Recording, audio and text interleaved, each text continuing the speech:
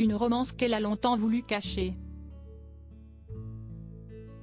Alors que la société se libère peu à peu au début des années 70, Françoise Sagan, écrivaine féministe aux engagements très forts, rencontre une jeune femme qui change sa vie, Peggy Roche, avec qui elle vivra une histoire d'amour secrète pendant près de 20 ans. Mais celle-ci, déjà mariée, avait d'abord dû divorcer d'un acteur très connu et père d'une star de série.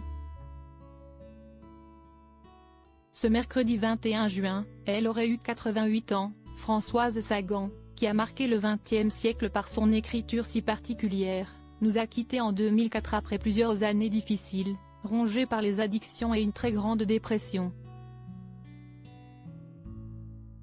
Il faut dire qu'en 1991, 13 ans plus tôt, elle avait perdu l'amour de sa vie, Peggy Roche.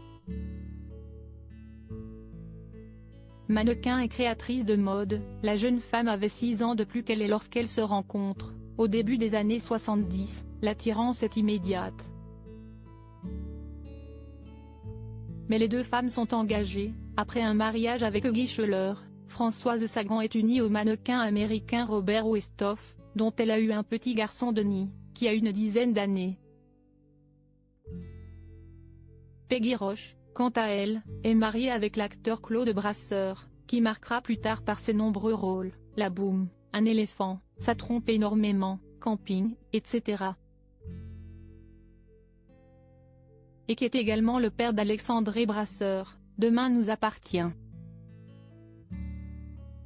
Une histoire d'amour qui ne résistera pas à sa rencontre avec l'autrice féministe, avant même d'avoir divorcé. Peggy Roche tombe dans les bras de Françoise Sagan et vivra avec elle les 20 dernières années de sa vie, avant de mourir d'un cancer. Mais si leur histoire d'amour a été belle, elle a surtout été discrète. Dans les années 70, l'homosexualité n'était pas très acceptée en France et était même punie par la loi. Devant leurs invités, et même devant Denis, le petit garçon qu'elles ont finalement élevé ensemble, les deux femmes se sont toujours vouvoyées. Celui-ci, une fois devenu adulte, est devenu photographe.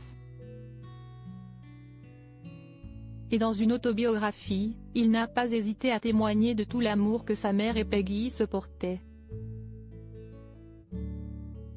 Entre ces deux femmes, ce fut un mélange de passion, de tendresse, d'admiration réciproque, de reconnaissance mutuelle, d'amitié et de connivence comme ma mère n'est connue jamais, dans mon souvenir, ni avant ni après elle, a-t-il notamment raconté. Une belle preuve d'amour, qui s'est conclue dans le drame après la mort du mannequin. Avec la disparition de Peggy, ce fut comme si ma mère avait été déchirée en lambeaux, que l'on eût arraché des morceaux d'elle vivante, se souvient en effet son fils. Il faut dire que Françoise Sagan a connu une longue descente aux enfers. Accro à la drogue, elle s'est ruinée et a laissé plus d'1 million d'euros de dettes à sa mort en 2004, d'une embolie pulmonaire. Mais, toujours présent pour rappeler sa mémoire, son fils veille au grain.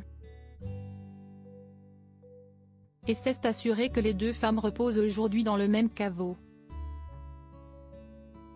Unies pour l'éternité.